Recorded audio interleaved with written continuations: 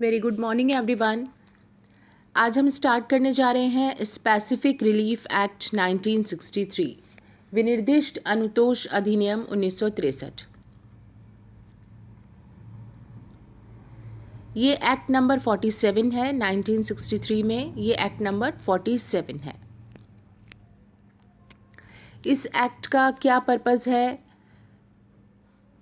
ये किस बारे में बात करता है? स्पेसिफिक रिलीफ एक्ट कुछ उपचारों की बात करता है, रिलीफ की बात करता है। विनिर्दिष्ट प्रकार के स्पेसिफिक तरीके के रिलीफ उपचार की बात करता है। उपचार किसको देना है? हमें एग्रीव्ड पार्टी को। कौन से मामले हैं ये? सिविल मामले। तो सिविल मैटर्स में रिलीफ की बात करता है।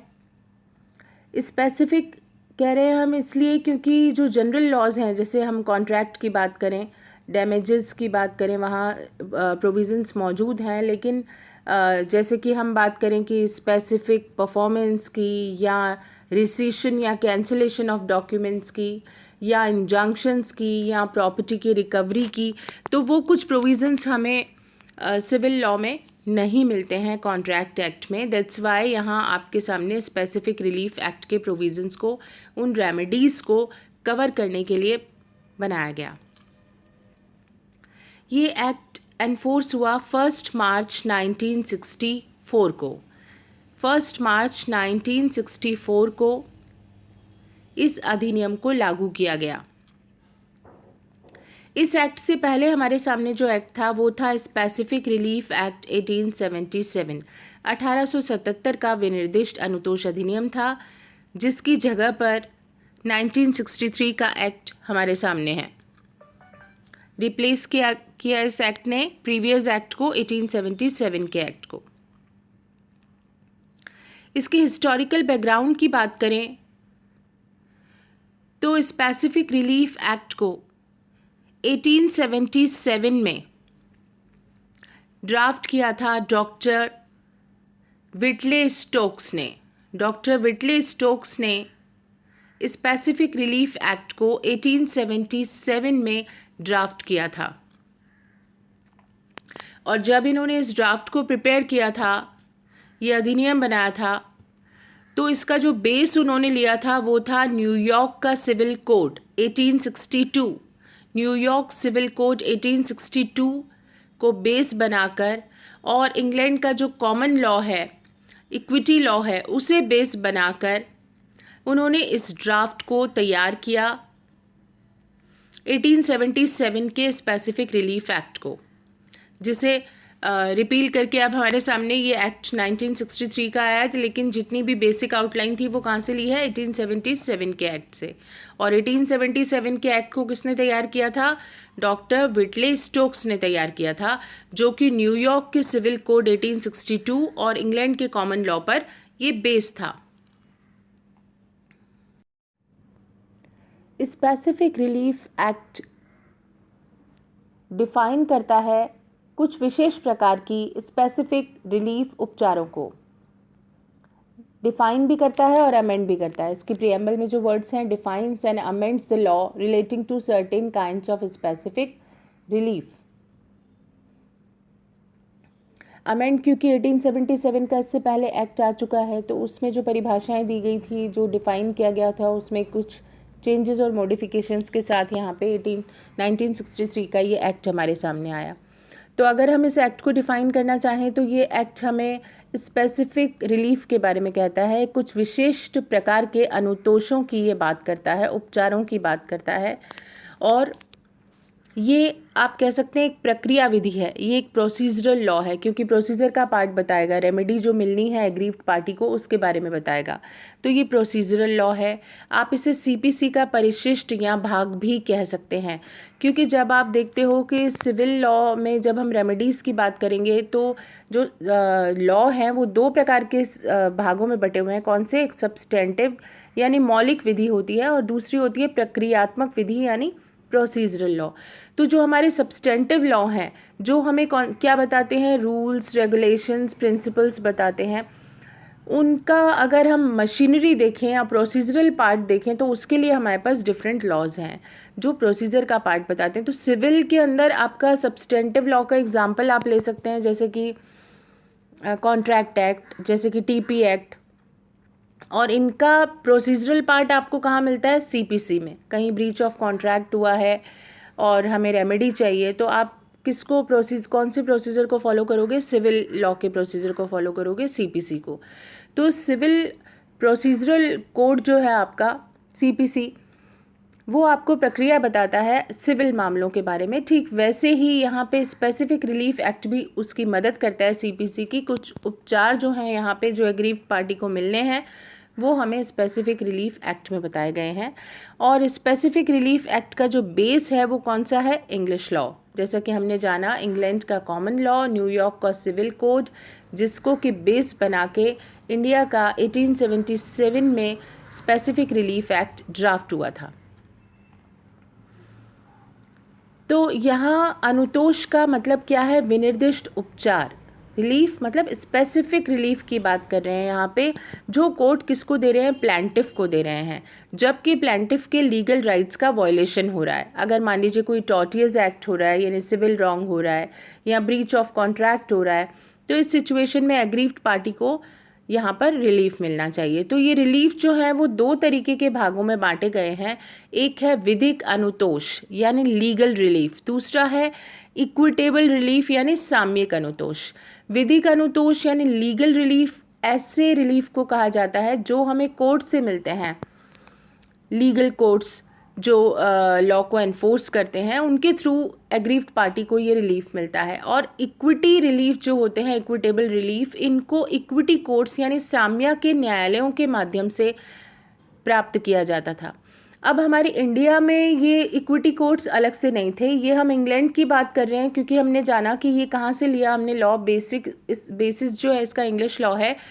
तो इनिशियल स्टेज में क्या होता था, जो कोर्ट्स थे, इक्विटी कोर्ट्स थे, वो अलग थे, जिनमें कि प्रिंसिपल्स ऑफ इक्विटी को यानी सामयिक सिद्धांतों को लागू किया जाता था। तो इक्विटी कोर्ट्स अलग हुआ करते थे और नॉर्मल कोर्ट्स अलग थे।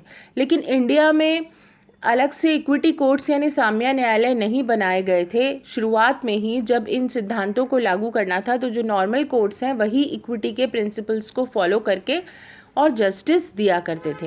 तो ये साम्यिक अनुतोष यानी इक्विटेबल रिलीफ इंडियन कोर्ट्स में हमें अगर मिलता था तो वो कोर्ट्स के थ्रू ही मिलता था, अलग से इक्विटी कोर्ट्स इंडिया में नहीं थी। लेटर ऑन इक्विटी कोर्ट्स का कंसेप्ट इंग्लिश लॉ के अकॉर्डिंग भी ख़त्म कर दिया गया। वहाँ पर भी नॉर्मल कोर्ट्स के अंदर ही इक्विटी के प्रिंसिपल्स को फॉलो करके जस्टिस दिया जाता था। तो 1877 में जब हमें कोडिफाइड लॉ मिल गया, एक इक्विटी जो है उसके प्रिंसिपल्स को फॉलो करने के लिए हमें एक्ट मिल गया अलग से, स्पेसिफिक रिलीफ एक्ट। तो उसके बेसिस पर ही यहाँ पे कोर्ट में न्याय दिया जाने लगा। तो इक्विटी के सिद्धांत यानी समता के सिद्धांतों को पूरा करके, उनकी पालना करके जब हम एग्रीव्ड पार्टी को रिलीफ देते हैं तो वो कहलाता है equitable relief. In civil law there are two legal remedies. Number one is enforcing primary rights and number two is enforcing secondary rights. Civil law में उपचारों की बात हम करें तो प्राथमिक अधिकारों और दूसरा द्वितीयक अधिकार, इन्हें लागू करवाना ये उपचार पाया जाता है। जैसे एग्जाम्पल के रूप में हम लें कि अगर ब्रीच ऑफ कॉन्ट्रैक्ट हुआ है, कहीं संविदा भंग हुआ है दो पक्षकारों के बीच में, तो यहाँ रेमेडी क्या मिलेगी एग्रीव्ड पार्टी को कि वो सबसे पहले तो यही चाहेगा कि कॉन्ट्रैक्ट का ब्रीच ना हो, संविदा को तोड़ा ना जाए बल्कि उसे पूरा ही किया जाए। यानी कि वो रेमेडी कौन सी चाहेगा? स्पेसिफिक परफॉर्मेंस, विनिर्दिष्ट निष्पादन। और अगर स्पेसिफिक परफॉर्मेंस पॉसिबल नहीं है तो फिर देन एग्रीव्ड पार्टी को कोर्ट क्या दिलवाएगा? डैमेजेस दिलवाएगा कि अगर संविदा पूरा नहीं हो सकता तो यहाँ पर क्षतिपूर्ति दी जाए। लेकिन सबसे पहले तो कोशिश इसी बात की जाएगी कि कॉन्ट्रैक्ट पूरा किया जाए। तो जो मेन ऑब्जेक्ट है स्पेसिफिक रिलीफ एक्ट का वो है कि एक व्यक्ति के प्राइमरी राइट्स को प्रोटेक्ट करना और उसे एनफोर्स करना, प्राथमिक अधिकारों को लागू करवाना और उसको सुरक्षा प्रदान करना, यही स्पेसिफिक रिलीफ एक्ट का मेन ऑब्जेक्ट है। क्योंकि स्पेसिफिक परफॉर्मेंस की रेमेडी आपको कहाँ मिलती है? स्पेसिफिक रिलीफ एक्ट में। इक्विटी की मैक्सिम्स की बात करते हैं जिन पर कि स्पेसिफिक रिलीफ एक्ट बेस्ड है। ये 3 मैक्सिम्स हैं। पहली है he who comes to equity must come with clean hands. जो व्यक्ति समता चाहता है उसे स्वच्छ हाथों से आना होगा, यानी कि अगर आप कोर्ट में रिलीफ चाहते हो, इक्विटी समता चाहते हो, तो आपको खुद गिल्टी पार्ट पे नहीं होना चाहिए। आपने खुद कोई अनफेयर काम किया है, खुद आप गिल्टी पार्टी हैं, तो फिर आप एंटाइटल नहीं हैं इस एक्ट में रिलीफ पाने के लिए। Number 2, he who wants equity must do equity. जो समता चाहता है उसे समता देनी होगी। ये इक्विटेबल ऑब्लिगेशंस डालता है प्लेंटिफ पर। अगर कि इक्विटी कोर्ट्स में कोई रिलीफ चाहता है या इक्विटी प्रिंसिपल्स के बेसिस पर हम रिलीफ चाहते हैं तो हमें इक्विटी देनी भी होगी।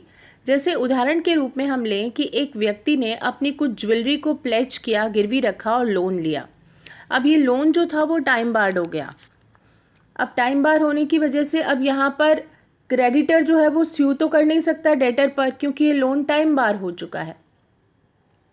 तो कोर्ट ऑफ लॉ में जाके ये वाद दायर करना चाहे अपने लोन को रिकवर करने के लिए तो क्रेडिटर नहीं कर पा रहा है, क्योंकि यहाँ पर ये लोन टाइम बार्ड हो गया। अब अगर डेटर आता है, क्लेम करता है कोर्ट में आके कि मुझे मेरी ज्वेलरी जो मैंने गिरवी रखवाई थी वो वापस चाहिए, तो इक्विटी कोर्ट क्या कहेगा उससे कि भैया आप ज्वेलरी लेने तो वापस आए हो जो आपने गिरवी रखी थी, लेकिन आपको लोन भी तो रीपे करना होगा, चाहे वो टाइम बार्ड हो गया है।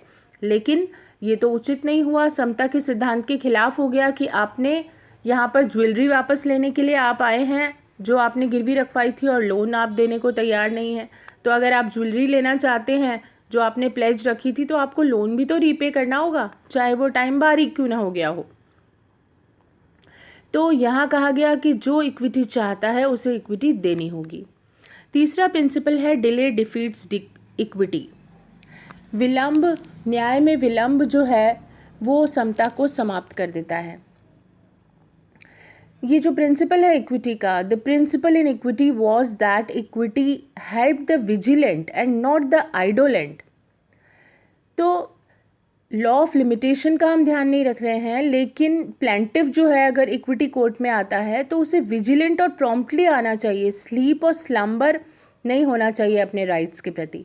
आपको जैसे ही लगा कि आपके पास ये ब्रीच हुआ है या आपको ये रेमेडी मिलनी चाहिए, आपके राइट्स का वायलेशन हुआ है, तो as early as possible you must take action और आपको उसको रिलीफ को लेने के लिए कार्यवाही करनी चाहिए। अगर आप डिले करते हो तो फिर ये आपके लिए एक माइनस पॉइंट हो जाएगा, रिलीफ नहीं मिल पाएगा। एक केस है हमारे सामने आर उन्नीसा वर्सेस श्री मोगा 1951 का मामला है, जिसमें कहा गया कि इंडियन कोर्ट्स में अगर हम इक्विटी के प्रिंसिपल्स को लागू करें तो स्पेसिफिक रिलीफ एक्ट है हमारे सामने, जिसकी हेल्प से हम पार्टीज़ के राइट्स और लायबिलिटीज़ को डिटरमाइन करके उनको रिलीफ देते हैं।